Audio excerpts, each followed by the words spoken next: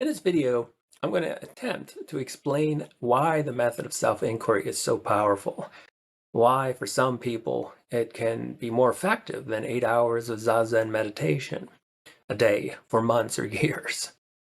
So I'll explain the method, but I need to backtrack a little bit, and I'm actually going to start off with Daniel Dennett.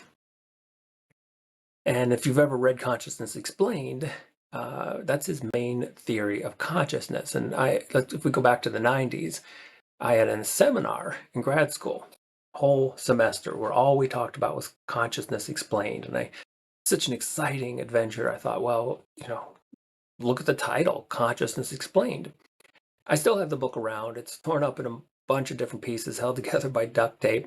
And I bring it into class sometimes to show people. Because a couple years later, I had a massive epiphany. And it cleared everything up with Dennett, because his theory has nothing to do with consciousness. His theory has everything to do with thinking. So the title, in my opinion, should have been Thinking Explained, because once you shift that focus over to thinking rather than consciousness, it becomes a beautiful, helpful theory on how we think. And he brings up a couple points right at the beginning. And again, I'm just going to use the word think instead of consciousness. But thoughts are not what we think they are. And what he meant by this, or what I mean, is that we're not experts on thinking just because we think a lot. When we start to analyze what thoughts really are, we can pretty easily find that they're not at all what we think they are. So I'll just give a very simple example. So if I said, okay, close your eyes and visually imagine the face of your best friend, and you do this, and then I say, okay, well, let's actually put the spotlight of attention on that. Let's become skeptical. I mean, is it really what you think you're thinking? And if you analyze it more closely, you realize that while your first thought was, this is the nice detailed picture of my friend's face, upon reflection, actually, you realize that it's a blurry picture, and it's not really what you thought it was. So there's that trick where we don't really know what we're thinking. We only know what we think we're thinking.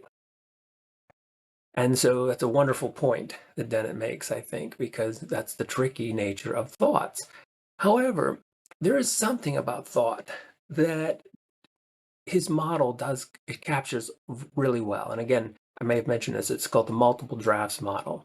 So it's a metaphor. You would never write your final paper right from the beginning. You write a draft, and then you revise, edit it, and you do that over and over. And then the final draft for Dennett becomes consciousness. Actually, I think the final draft is much better thought of as it becomes what we think we're thinking. And you can see how the 87 billion neurons in the brain eventually bottleneck down. They funnel down to a single thought. And that's what the thinking process is all about. One thought at a time. Okay, so what does this have to do with Ramana Maharshi and the method of self-inquiry? Well, there's a couple things. First, Ramana will talk about the importance of the I thought. And this is very interesting because he sees it as the birth to all thinking and what creates the division. And neuroscience, again, everything seems to happen around two when we started talking. As soon as we started talking, then we started using the word I, me, mine. And of course, we started looking in the mirror and recognizing that that's us. And so with the I thought came the first division where there was subject and object. So there, maybe before the I thought, maybe we had thoughts, just like our dog has thoughts, but without the I thought, these were just thoughts without a thinker. It's the I thought that I am the subject and my perception is the object of me experiencing it. And so the I thought does seem to be a very interesting thought. So Ramana says, let's go back to the I thought and let's put it under the microscope of the illumination of awareness. So you focus on it. The I thought becomes the object of meditation. But here's really, really a critical part of all this. It's not thinking about the I thought. That would just be more thought. So and a lot of us would start off with that. We would use the method of thinking, that one thing at a time, to think about I.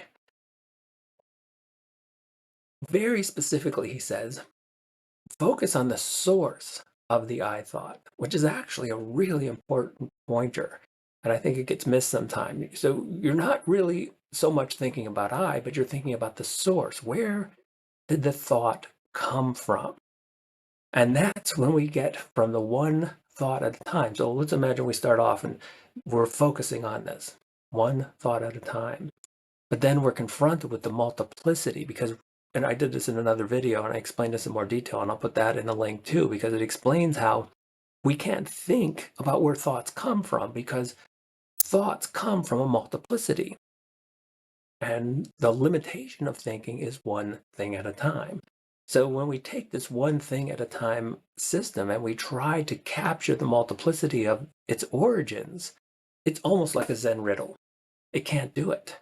And so, but we keep it there. We do it anyway. And we keep it there. And what happens is that one thought at a time, that kind of protective egg-like shell of thinking, that's one thought, it gets cracked and it suddenly dissolves into the multiplicity. And so it becomes the awareness of the origins of where thinking comes from. And when that happens, the I thought immediately dissolves and we go back into the awareness, which is actually who we really are.